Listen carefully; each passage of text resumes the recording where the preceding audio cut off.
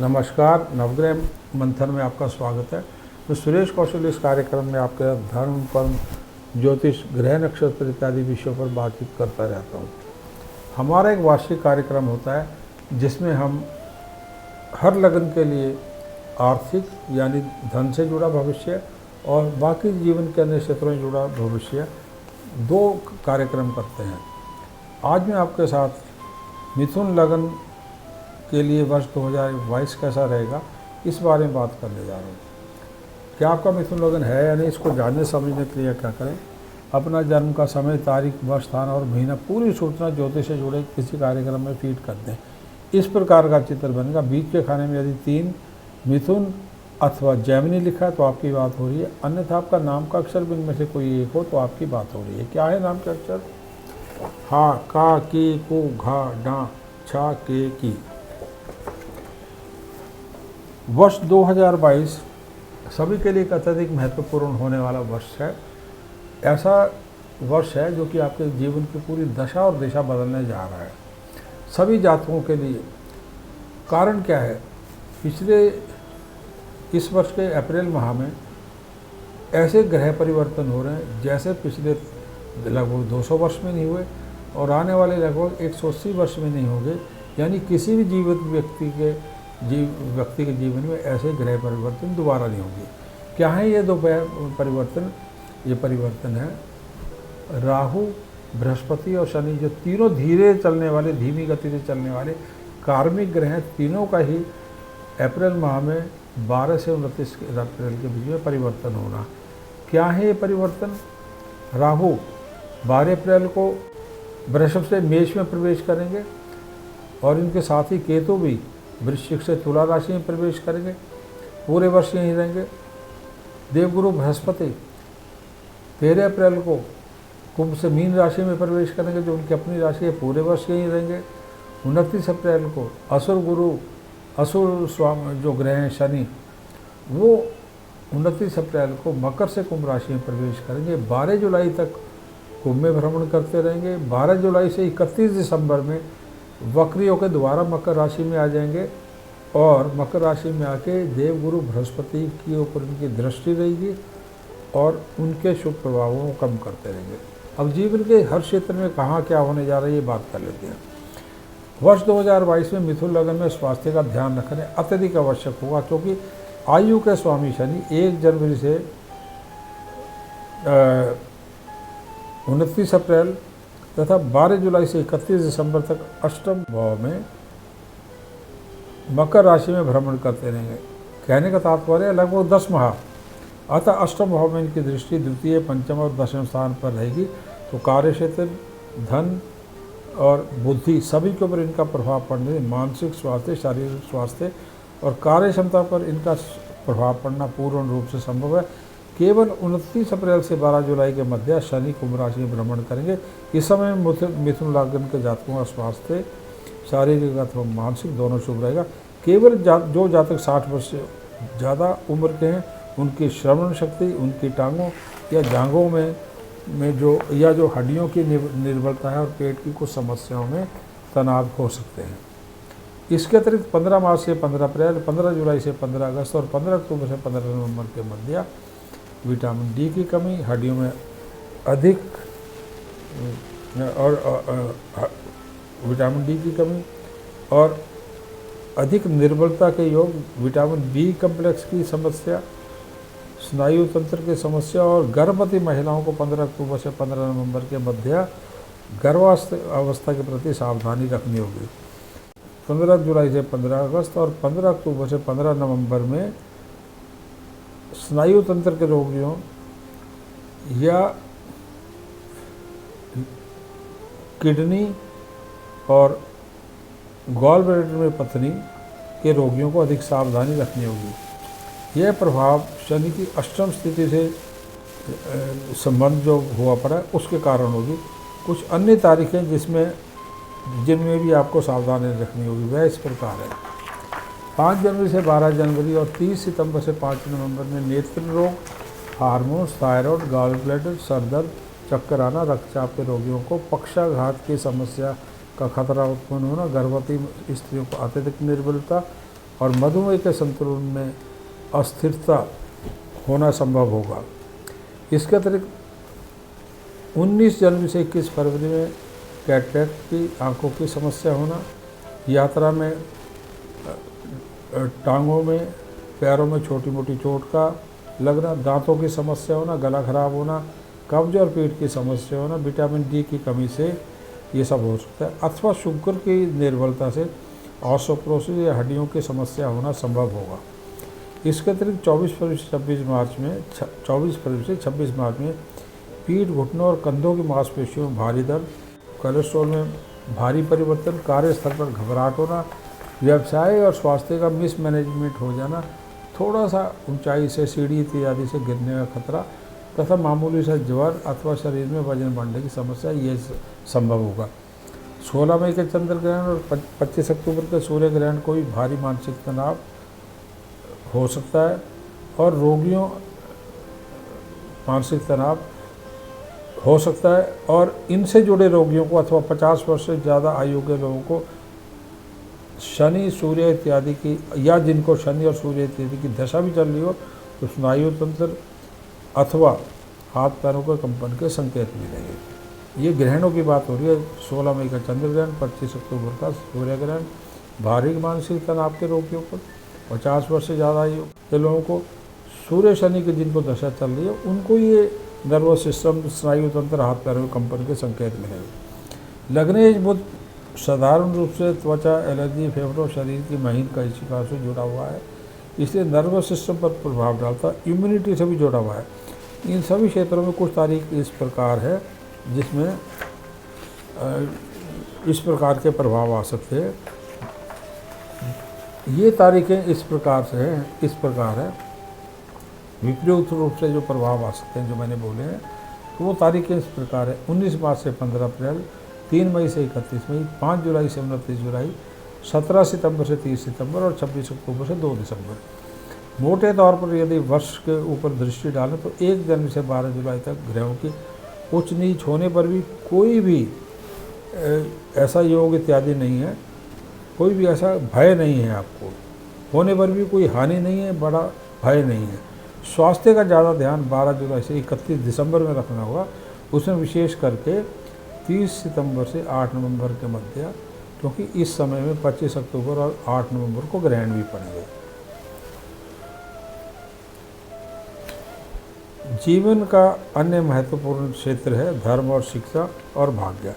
1 जनवरी से 12 जुलाई तक गुरु और शनि की मिलीजुली शुभ स्थिति से भाग्य में विश्वास रहेगा। कर्मकांड, पूजा करना, गुरु शनि बुध के मंत्रों का या स्तोत्रों का जाप करना, पाठ करना, 15 फरवरी से लेकर 15 मई के बीच में धार्मिक स्थलों की यात्रा करना, भक्ति लक्ष्मी के और कृष्ण के मंदिरों के और दुर्गा के मंत्रों की यात्रा करना संभव होगा। 12 जुलाई से 31 दिसंबर के मध्य पूजा पाठ, धर्म इत्यादि में मन नहीं लगेगा। भाग्य की तुलना में कर्म पर ज़्यादा भरोसा रह सकता है, परंतु 5 जनवरी से 12 जनवरी, 24 फरवरी से 26 मार्च और 30 सितंबर से 5 नवंबर के मध्य मंदिरों, देवस्थानों और धर्म के प्रति अविश्वास का प्रदर्शन करना और उनका अपमान करने जैसी प्रवृत्ति से बचना होगा, अन्यथा देव ग्रहों से हानि के संकेत मिलते हैं। नौकरी अथवा व्यापार और आपके कार्य क्षेत्र की बात करें तो नौकरी और व्यापार दोनों की बात करें तो वर्ष में 1 जनवरी से 29 अप्रैल और 12 जुलाई से 30 सितंबर में शनि की विपरीत स्थिति और 12 जुलाई से 31 दिसंबर के मध्य गुरु की विपरीत स्थिति से व्यापार इतना शुभ नहीं रहेगा। इसकी तुलना में नौकरी अधिक शुभ प्रभाव दे पाएगी, परंतु इसका तात्पर्य यह नहीं कि आप अपने कार्य क्षेत्र में पूरा परिवर्तन लाएं और व्यापार छोड़कर नौकरी में प्रवेश करें। 1 जनवरी से 12 जुलाई के मध्य नौकरी यदि बुध, बृहस्पति, शुक्र और शनि के क्षेत्र में जुड़ी है तो परिणाम थोड़े से आशावादी रह सकते हैं, जबकि मंगल, शुक्र, सूर्य जुड़े क्षेत्रों में नौकरी में बहुत अधिक उन्नति अथवा मनोवांछित परिवर्तन संभव नहीं होगा। साधारण समय निकलेगा, परंतु नौकरी को स्थिर रखना संभव होगा। कुछ उपाय विशेष करने के उपरांत 27 के उपरांत नौकरी को स्थिर रखना संभव होगा। 27 फरवरी से 10 अगस्त के मध्य और 17 अक्टूबर से 13 नवंबर का मध्य मंगल के क्षेत्रों में जो जुड़ी नौकरी जैसे फौज हो, पुलिस हो, आंतरिक सुरक्षा हो, क्षेत्र हो, बिजली विभाग, केमिकल इंजीनियरिंग, फार्मा का क्षेत्र हो, चिकित्सा, फिजियोथेरेपी, खेतीबाड़ी, खादों का व्यापार, आम, सेब, संतरा, अनार और फलों का परचून का अथवा होलसेल का व्यापार, सभी में व्यापार शुभ रह सकता है। जीवन का एक अन्य महत्वपूर्ण क्षेत्र है प्रेम, विवाह, रिश्ते तथा रिश्ते। वर्ष में शनि की स्थिति 1 जनवरी से 29 अप्रैल और 12 जुलाई से 31 दिसंबर में पारिवारिक सुख और आपके बुद्धि, शनि आपके कर्म, पारिवारिक सुख और आपकी बुद्धि बल पर दृष्टि डाल रही है। अतः विवाह होना बाधाओं के साथ ही संभव होगा। शनि के कारण विवाहों के ऊपर का बाधाओं के साथ ही संभव होगा, कुछ न कुछ कन्फ्यूजन या भय रहेगा। इसके अतिरिक्त मिथुन लग्न में सप्तमेश बृहस्पति और शुक्र का कुछ तारीखों में अस्त अथवा निर्बल होना भी विवाह के लिए बाधा कारक हो सकता है। ये तारीखें 5 से 12 जनवरी और 30 सितंबर से 5 नवंबर में शुक्र अस्त रहेंगे।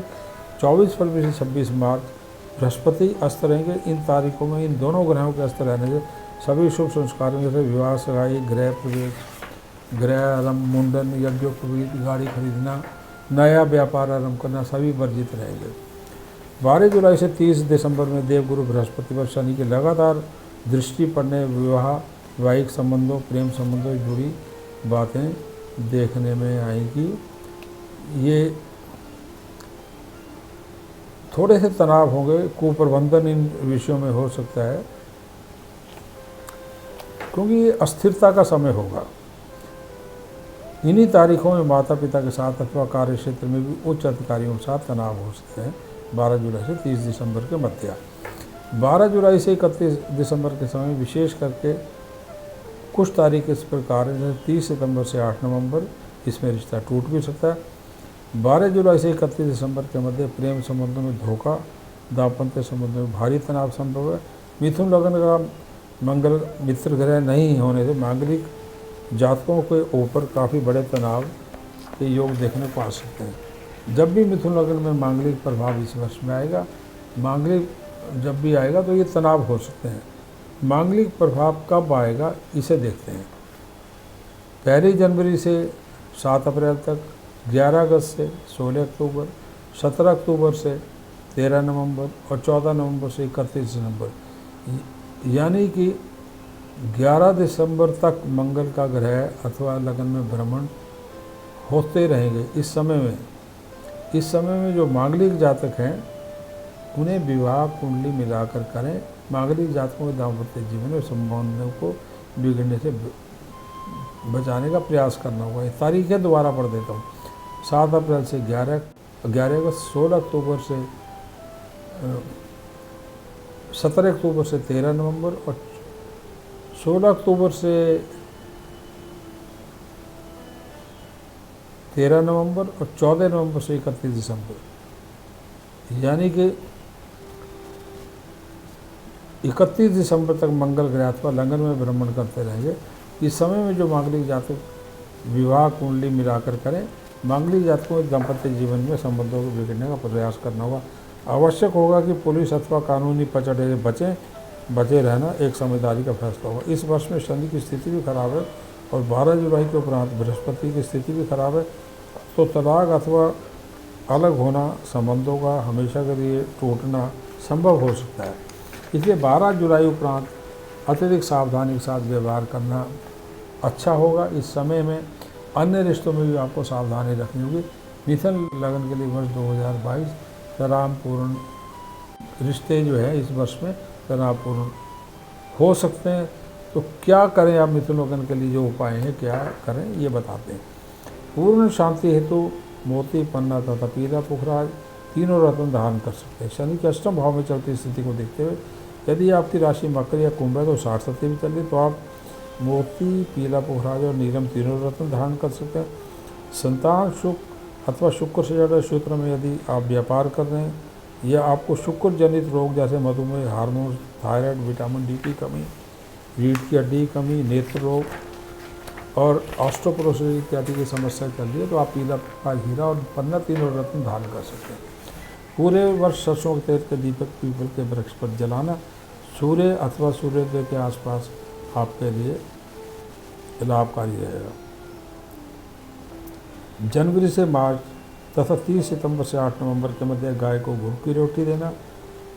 भगवान कृष्ण के मंत्रों ओम नमः भगवते वासुदेवाय मंत्र की कम से कम 3 माला का जाप चंदन अथवा स्फटिक अथवा रुद्राक्ष माला के साथ करना लाभकारी रहेगा। गायत्री अथवा गुरु गायत्री मंत्र का जाप करना, बेसन के लड्डू का प्रसाद बृहस्पति को चढ़ाना तथा 11 अगस्त से 31 दिसंबर के बीच में हनुमान चालीसा अथवा भक्ता दुर्गा के मंत्रों जैसे ओम ऐं क्लीं चामुंडा विद्ये 3 माला का जाप रोज करना शुभ रहेगा। मिथुन लग्न के लिए पूरे वर्ष विष्णु सहस्त्र नाम का जाप कर सकते हैं। 15 जनवरी से 15 फरवरी, 15 फरवरी से 15 अगस्त से 15 नवंबर और 15 मई से 15 जून में आदित्य हृदय स्तोत्र का पाठ आपको नौकरी अथवा हृदय रोग मानसिक समस्याओं को लाभ दे सकता है। इन्हीं तारीखों में आप सूर्य नमस्कार योग प्रातः 7 बजे से पहले कर सकते हैं और सूर्य को अर्घ्य भी 7 बजे से पहले दे सकते हैं। वर्ष 2022 आपके लिए शुभ रहे। धन्यवाद। नमस्कार।